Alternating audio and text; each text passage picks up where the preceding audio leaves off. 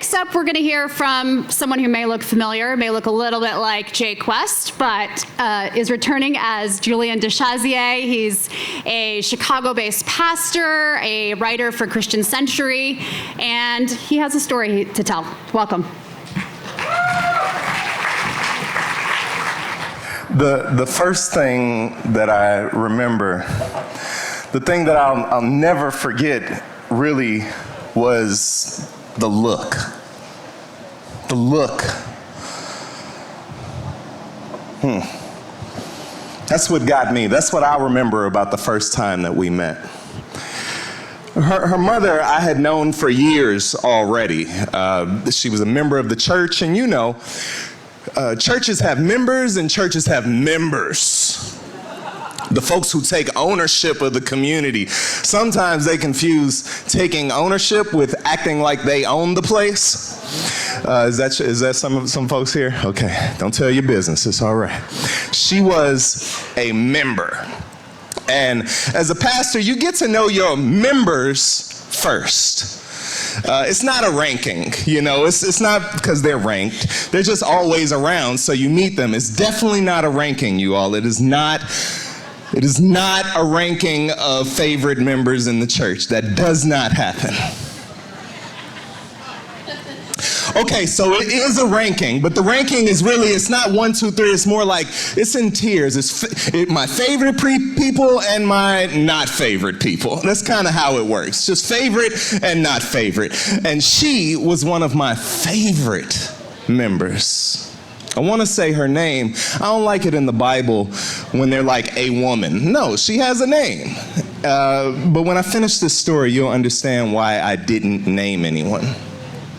The first thing you do as a pastor is you get to know your people. At least as much as they know themselves, that word, know. When I met this woman, all she wanted to talk about was her daughter. I mean, it was constant. Hey, pastor, can I get a minute? Can I get a minute? I need to check in with you. Can I get some time? And if she was well, it was because her daughter was well. And if not, you know, one of those fused relationships. Because her daughter struggled. She was bright, brilliant, even at the top of her class, a poet. All of a sudden, and it really did happen, all of a sudden in her teenage years, she just started being really sad. Well, something must have happened, right?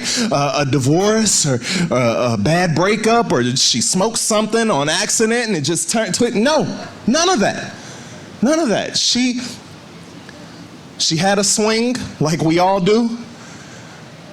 She just didn't swing back ever again. And we think we know, and we think we know, if we know why, that'll matter. How do I help someone? How do I help my child? I have to know. Her mom struggled that she didn't know. Her own daughter didn't know. They'd try something and then it just bounced back. By the time I met her myself, she was living with this for 15 years. It was Christmas Eve, and there were only 20 of us there at service. 10 had been forced to come. And at the end, I went up to the member who introduced me to her daughter. And that look was the look of someone who, I don't know, it was more than the look of someone who had been forced to go to church, although that was there. It was pain, sadness and grief and longing and confusion. Some of you all already know this look. You have to come tell me, give me words for it later. You've seen this look. You felt this look. It was the look of someone in a struggle but had found their smile. It was the look of a life that was held hostage in a body. That look still gets me. It felt so familiar to me.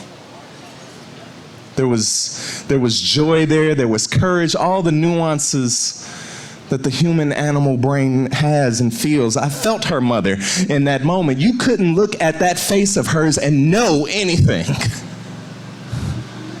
A few years later, She had been living with this for 20 years by this point, and she decided that she can't anymore.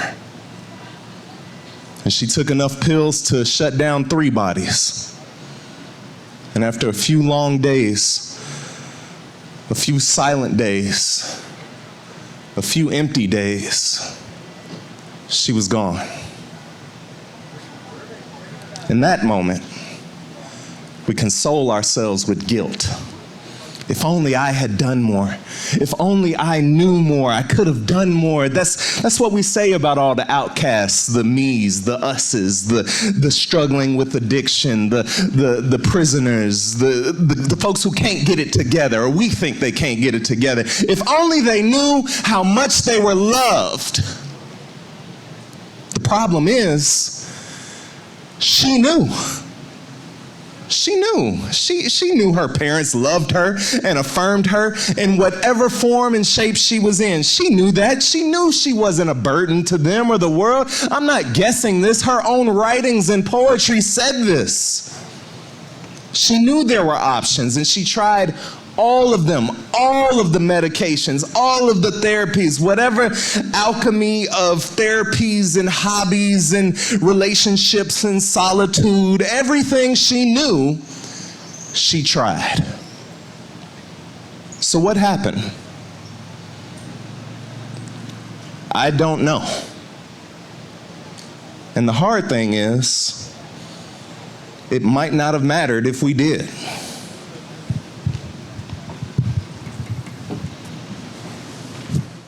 Our next speaker is, I mentioned a year ago, I made a lot of new friends that feel like they will be lifelong friends, and our next speaker is one of those.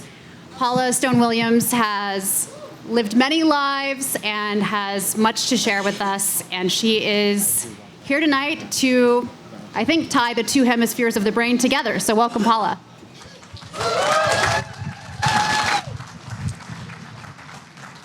So it was my pleasure to do 3 TED Talks that have had about 10 million views. And when you do that, they allow you to be a part of this group that's called the Red Circle, which is TED speakers who meet together once a month and just talk about whatever they happen to be working on. And it can be a really, really fascinating meeting. So like a year ago, one of my good friends in the organization, he's a paleontologist and had been invited on the board of a company that has figured out, no joke, how to create and clone a woolly mammoth. So the question he wanted to ask our group was, is it in fact appropriate ethically to use an elephant's uterus for a woolly mammoth? Now you can imagine the questions that brought up. Of course, the inevitable one was the speaker who said, have you never watched Jurassic Park? And then all of us were saying, why woolly mammoth? You know, you might go for something smaller first, but no. Turns out that if the woolly mammoth came back on the permafrost, it would be a very good thing for global warming. Who knew? But you will be happy to know that all of us agreed 100% it is not ethically appropriate to use an elephant uterus for a woolly mammoth, which is why you still do not see a woolly mammoth anywhere. That was a year ago. So last month was equally fascinating because we had one of the world's leading experts on the call, who is in fact a leader in the world on artificial general intelligence, AGI.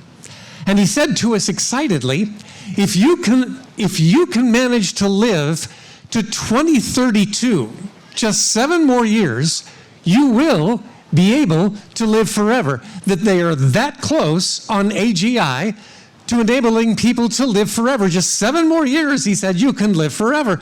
And about half the people on the call are asking technical questions about it, and the other half of us were just standing there, sitting there, dumbfounded, until finally one person said,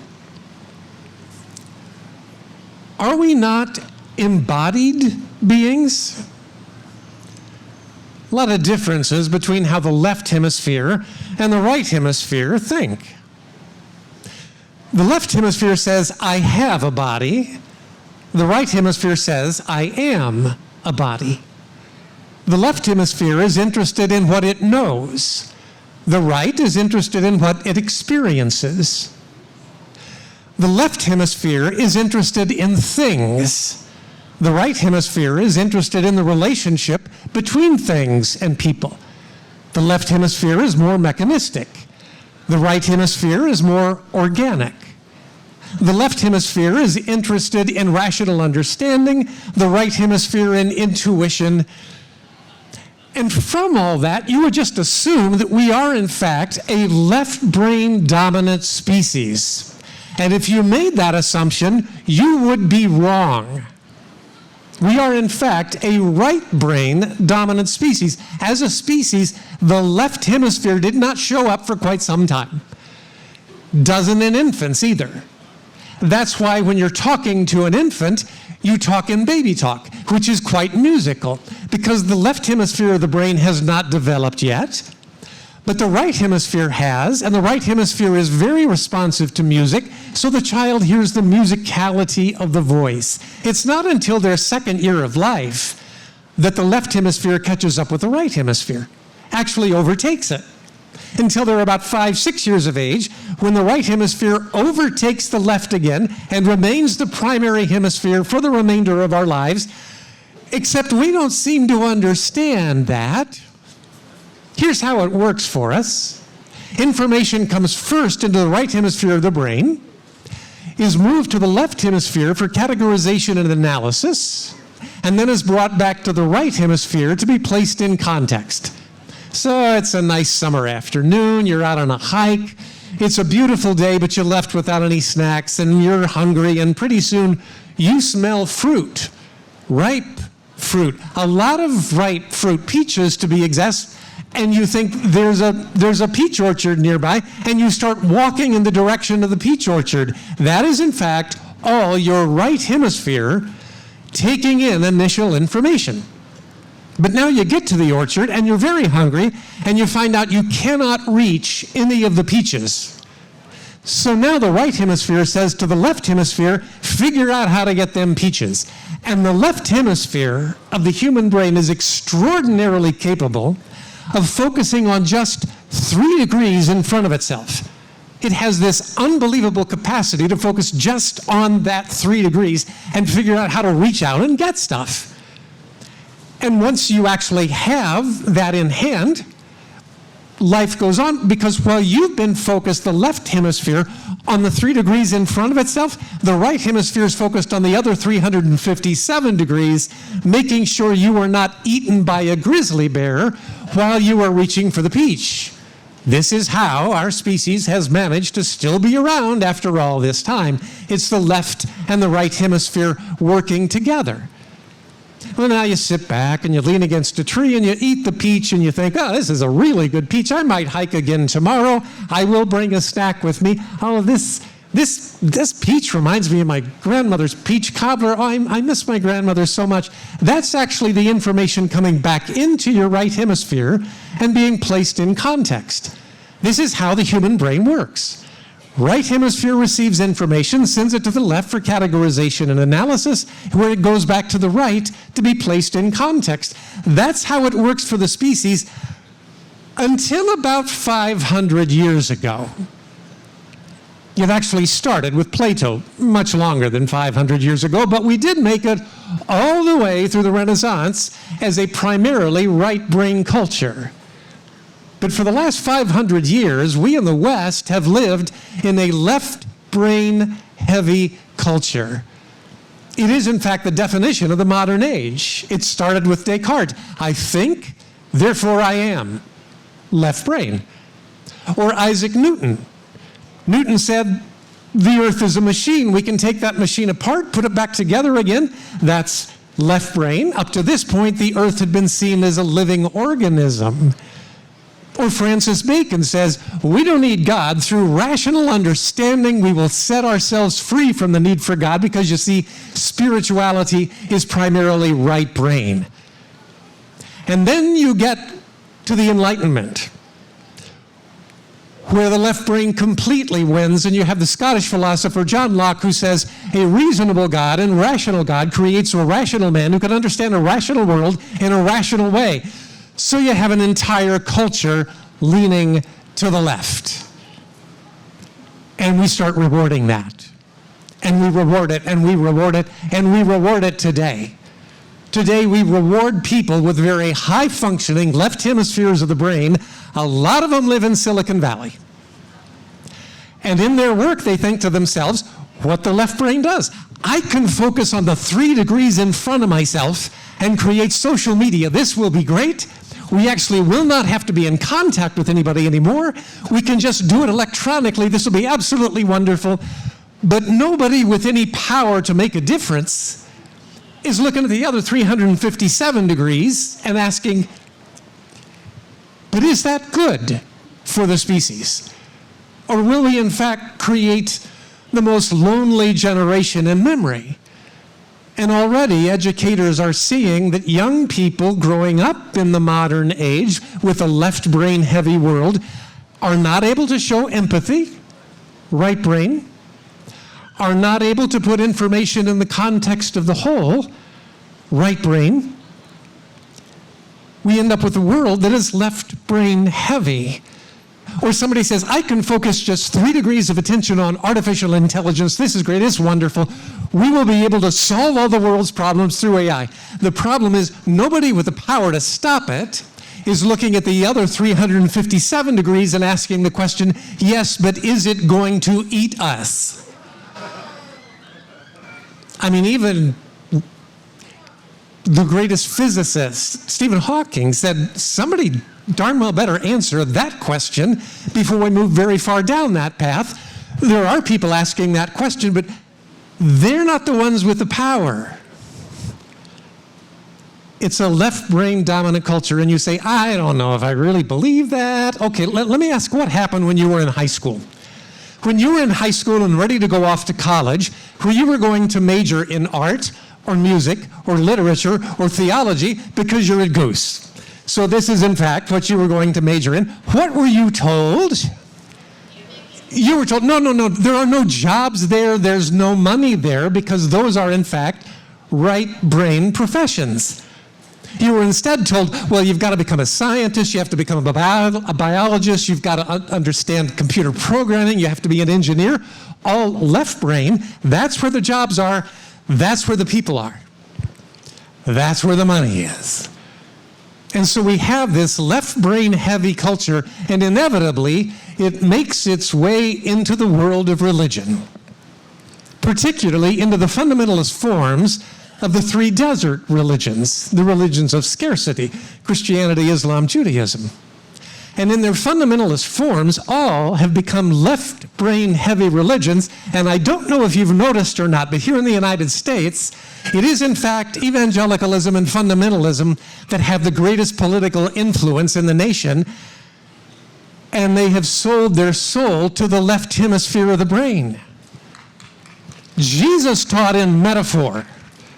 They don't want metaphor, they want literal meaning. And so the earth was created in 6 24-hour days, and of course there are millions of Americans who believe this, evidence be damned. Jesus taught awe for the creation. They don't want awe for the creation, they want scientific understanding. And so they decided that the earth is 6,000 years old. In fact, you can go to an amusement park in northern Kentucky where you will be told the earth is 6,000 years old. God, I hope you have not gone there. Please tell me you've not gone there. Jesus taught mystery. They want certainty. They didn't want the right brain Jesus, focused on metaphor, focused on awe for the creation, focused on mystery. And so what do? They abandoned Jesus and started worshiping the Bible. But not the Bible as it was written, the Bible as it was interpreted by their religious leaders. And so the Bible becomes a book of literal meaning. The Bible becomes a book of scientific understanding, and the Bible becomes a book of certainty. So 50 years ago, the largest Protestant denomination in America says, we're going to purge all of our seminaries and all of our institutions, yes, it should cause concern and loud sounds of anybody who does not believe in the inerrancy of Scripture, the notion that the original copies of Scripture were without error. Never mind we don't have those copies, and that the Scripture does not claim that for itself. And so now, 50 years later, they have in fact successfully purged all of their institutions of anybody who will not believe in biblical inerrancy. I mean, I work a lot in the TED world, and when you try to tell people at the TED world this stuff, they're like, no, there's no one in America who believes this. Oh, yes, there is. And they're the ones with the influence at this point. And they've abandoned Jesus. So Jonathan Rauch is an interesting guy. He's a fellow of the Brookings Institute. He's an editor for Atlantic Magazine. He's written a book called Cross Purposes. Not a long book, an interesting book. And in this book, Jonathan Rauch wants you to know he's a gay Jewish atheist. All right. I mean, it seems rather odd that he wants us to know that, but he very clearly wants us to know that. Why does he want us to know that? Because he wants us to understand that a gay Jewish atheist intellectual has come to the conclusion that Christianity is a load-bearing wall of American democracy. That's right. He came to the conclusion that Christianity is a load-bearing wall of American democracy. And he says, we're in trouble because the mainline church on the far left, so we probably ought to just switch to a mic.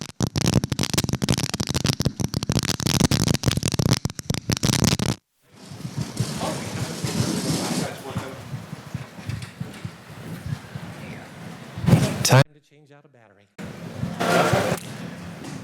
So we have this world that we exist in now that has lost that. He says the mainline Protestant church has abandoned Jesus on the left for a nebulous spirituality.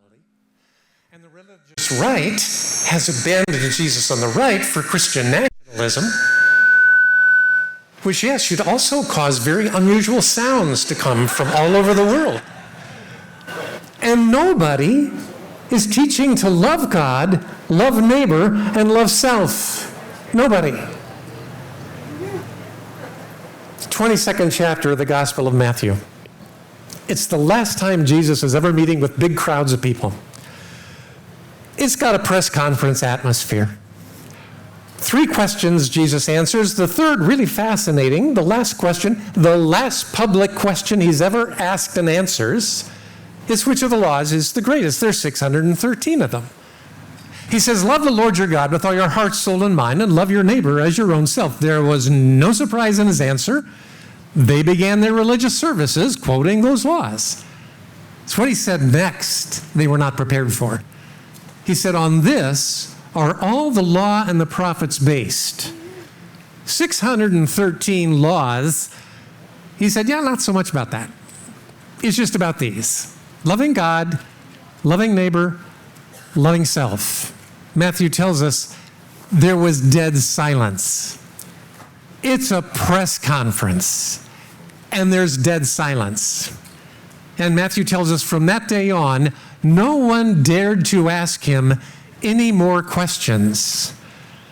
So being a follower of Jesus really is that simple. It's loving God, loving neighbor, loving self. It's simple. I did not say it was easy. Simple, loving God, the God who burst on the scene 14 billion years ago in all of God's complexity, mystery, and ever-expansiveness, rooted in relationship and grounded in love. And yes, I just said the Big Bang plus more. The God who burst on the scene 14 billion years ago in all of God's complexity, mystery, and ever-expansiveness, rooted in relationship. Quantum physics tells us the key building blocks of the universe are not made of matter. The key building blocks of the universe are made of a pattern of relationships between non-material entities. So if the key building blocks of the universe are relationships, is it really that much of a stretch to say the most powerful force in the universe is love? To love that God, The God who burst on the scene 14 billion years ago in all of God's complexity, mystery, and ever-expansiveness, rooted in relationship, grounded in love. To love our neighbor, particularly the ones who do not look like us. And to love ourselves, and I'm a therapist, and I know if you can't do the third, you cannot do the first two. This is the task before us to which we must return. So on January 21st, 2021, it was my great honor to be one of the speakers for President Biden's inaugural prayer service. There were about 20 of us. I mean, quite an honor. 4 years later, to the day, January 21st, 2025, I'm sitting at my desk in Colorado, reading an executive order signed the day before that said, I, as a transgender person, do not exist. What a difference 4 years can make. I was talking about that on NPR last March, and I said I had renewed my passport back in November. And it's a good thing, because had I renewed it in February, it would have come back with the wrong gender on it. And, a couple of days later, I thought, was that a smart thing to have done on air? How do I know there was not somebody out there listening who has the ability to cancel my passport and issue a new one with the wrong gender? That's how paranoid we've become. But then after a couple more days, I thought, oh, wait a minute, it was NPR.